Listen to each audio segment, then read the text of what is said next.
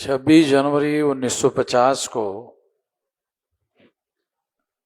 देश में संविधान लागू हो गया और संविधान के अनुसार इस देश के पहले सभी लोगों को जो इस देश के नागरिक माने गए, संविधान के अनुसार जो संविधान का कॉन्सेप्ट है, उस संविधान का कॉन्सेप्ट क्या है? संविधान का कॉन्सेप्ट है सिटीजन ऑफ इंडिया। अगर आप संविधान पढ़ो तो आपको पता चलेगा कि संविधान में सिटीजन ऑफ इंडिया के नाम पर अधिकार दिए गए हैं। तो ये जो सिटीजन ऑफ इंडिया है भारत में, उन लोगों को जब ये अधिकार दिए गए तो अधिकार देने की वजह से ये जागृति देश के अंदर आई कि जिस देश में जिनकी संख्या ज्यादा है उन लोगों को संख्या के अनुपात में अधिकार क्यों नहीं है। और इस वजह से ओबीसी की गिनती का मामला आजादी के आंदोलन में भी उठा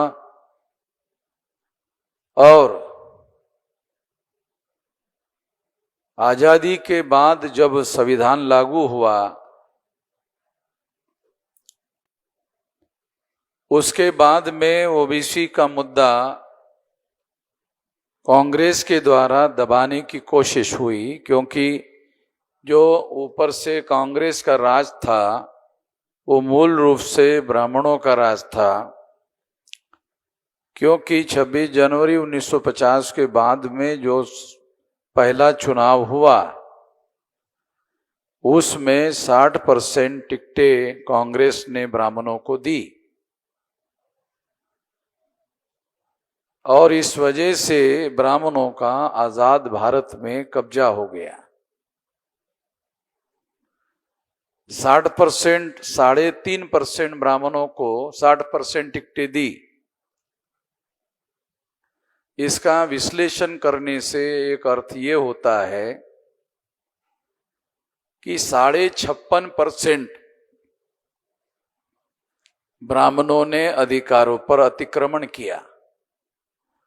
इस 56.5 में 52% तो ओबीसी है, तो इसका मतलब है 56.5% टिकटें जो कांग्रेस ने ब्राह्मणों को दी, तो इसमें ओबीसी के लोगों की ही टिकटें ब्राह्मणों को दी गई। वो कांग्रेस ने ओबीसी के तो टिकट दिए नहीं। शेड्यूल कास्ट की पॉलिटिकल रिजर्वेशन था, शेड्यूल ट्राइब को पॉलिटिकल रिजर्वेशन था, इसलिए उनको देना पड़ा। तो एक तरफ तो कांग्रेस के लोगों ने ओबीसी की जाति आधारित गिनती नहीं की, ये एक बात है। यही बात आप लोगों के सामने बार बार आती रहती है, मगर यही बात सच नहीं है। सच क्या है? जिस 52% लोगों की गिनती जवाहरलाल नेहरू ने और ब्राह्मणों ने, जो कांग्रेस की सरकार थी, उन्होंने नहीं की, उन्होंने ही 1951 में देश में हर 10 साल में जो गिनती होती थी वो गिनती ओबीसी की हिंदू के नाम पर की। हमारे लोग एक ही बात उठाते रहते हैं कि 52% लोगों की गिनती नहीं की, गिनती नहीं की, गिनती नहीं की। बात सही है मगर आधा सच है। आधा सच बहुत खतरनाक होता है। तो मैं आप लोगों को पूरा सच बता रहा हूं कि दूसरा आधा सच ये है कि कांग्रेस जो ब्राह्मणों का राज था, उन्होंने ओबीसी की जाति आधारित गिनती नहीं की, मगर ओबीसी की हिंदू के नाम पर गिनती की। ओबीसी को हिंदू के अकाउंट में जमा कर दिया।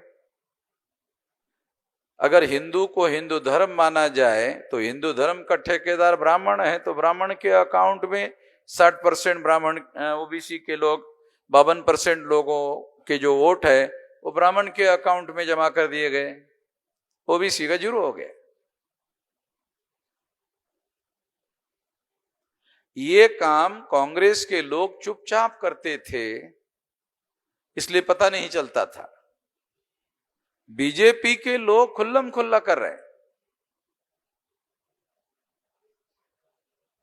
खुल्लम खुल्ला करने की हिम्मत उनको क्यों हुई? खुल्लम खुल्ला करने की हिम्मत इसलिए हुई कि कांग्रेस ने ओबीसी की गिनती जब लगातार हिंदू हिंदू हिंदू हिंदू हिंदू हिंदू की, तो इस पीरियड में कांग्रेस के राज में, ब्राह्मणों के राज में, ब्राह्मणों ने ओबीसी को हिंदुआइज करने का काम करते रहे। जब ब्राह्मणों ने ओबीसी को हिंदुआइज किया तो ओबीसी को पता भी नहीं चला कि वो कब ब्राह्मण धर्म को मानने वाले हो गए। ब्राह्मण धर्म को कब मानने वाले हो गए, और ब्राह्मण धर्म को ब्राह्मण धर्म के नाम पर नहीं मान रहे, ब्राह्मण धर्म को हिंदू धर्म के नाम पर मान रहे। जब मैंने कुछ दिन पहले ये वीडियो बनाया, अरे ये धर्म का ओरिजिनल नाम ब्राह्मण धर्म है, हिंदू धर्म नहीं है। ये तो पिछड़े वर्ग के लोगों को गधा बनाने के लिए हिंदू कह रहे, ताकि छुपकर इनको हिंदू कहकर इनका इस्तेमाल किया जा सके। अगर संविधान में हर 21 साल के व्यक्ति को और बाद में 18 साल के व्यक्ति को वोट का अधिकार नहीं दिया होता तो ब्राह्मण इनको हिंदू भी नहीं कहते, ब्राह्मण इनको शूद्र शूद्र शूद्र ही कहते रहते। ये तो संविधान ने एम्पावर किया। ये तो बाबा साहब आंबेडकर को ये बातें समझ में आती थी। बैकवर्ड क्लासेस का डेलीगेशन पंजाबराव देशमुख के नेतृत्व में बाबा साहब आंबेडकर को मिला, तो बाबा साहब आंबेडकर को उन्होंने मांग की कि हम लोगों को संविधान में अधिकार होना चाहिए। तो दूसरे जो लोग थे, पंजाबराव देशमुख तो बहुत जागृत व्यक्ति थे, कुर्मी कुंबी जाति के थे, बैरिस्टर थे, तो उनके लोगों ने उनको कहा कि बाबा साहब को ये हम लोगों को कहना चाहिए। तो पंजाब राव ने उनको कहा कि वो अंबेडकर को सब समझ में आता है, बताने की जरूरत नहीं है, वो क्या करना चाहिए, कानून के भाषा में उसको ड्राफ्ट में कैसे डालना चाहिए, क्या करना चाहिए, ये हमें उतना समझ में नहीं आता है जितना उनको समझ में आता है। तो बाबा साहब आंबेडकर में भारत के संविधान को जो सामाजिक आशय उपलब्ध हुआ और हजारों सालों से जो वंचित लोग थे उन लोगों को एम्पावर किया जाना चाहिए, ये बाबा साहब आंबेडकर को समझदारी थी। बाबा साहब आंबेडकर को मानने वाले बहुत सारे शेड्यूल कास्ट के जो पढ़े लिखे लोग हैं उनको अभी तक ये बात समझ में नहीं आती कि शूद्र ओबीसी के लिए प्रयुक्त किया जाने वाला शब्द है, शेड्यूल कास्ट के लिए शूद्र शब्द नहीं है, शेड्यूल कास्ट के लिए अछूत शब्द है। तो पढ़े लिखे लोगों को ये भी पता नहीं है। पढ़े लिखे लोग जो शेड्यूल कास्ट के लोग हैं उनको क्या पता है, पढ़े लिखे जो शेड्यूल कास्ट के लोग हैं उनको क्या पता है, बाबा साहब आंबेडकर जिंदाबाद जिंदाबाद जिंदाबाद जिंदाबाद, इसके अलावा साला कुछ है ही नहीं पता। बाबा साहब आंबेडकर का विचारधारा की, उसके आंदोलन की, उसके इतिहास की कोई जानकारी उपलब्ध नहीं है। उनके लिखे हुए किताबों को तुमने पढ़ा क्या? तो वो हमारे मुंह की तरफ देखते रहते हैं, अरे क्या पूछ रहे हैं। जब हमने बाबा साहब को जिंदाबाद कर दिया, खत्म हो गया, अभी क्या करने की जरूरत है? तो कोई किताब विताब नहीं पढ़ता है, बल्कि कुछ लोगों ने मुझे पूछा ये कोई किताब है क्या? मैंने कहा है, तो क्या कहा? दे देना। ले लूंगा नहीं।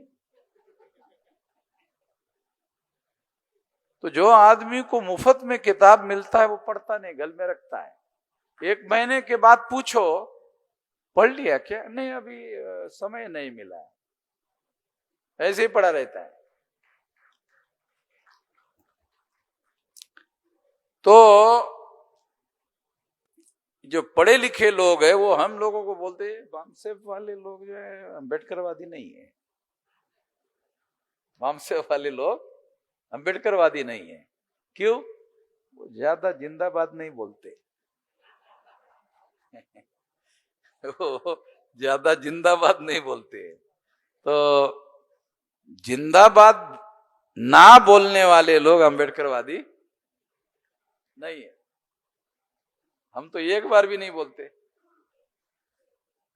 मगर सारे देश भर में जो फुले शाह अम्बेडकर का आंदोलन है, उसकी ABCD भारत को पढ़ाने की, भारत को समझाने की और भारत के तमाम लोगों को इसकी जानकारी देने का सारा काम रात दिन तो हम लोगों ने किया।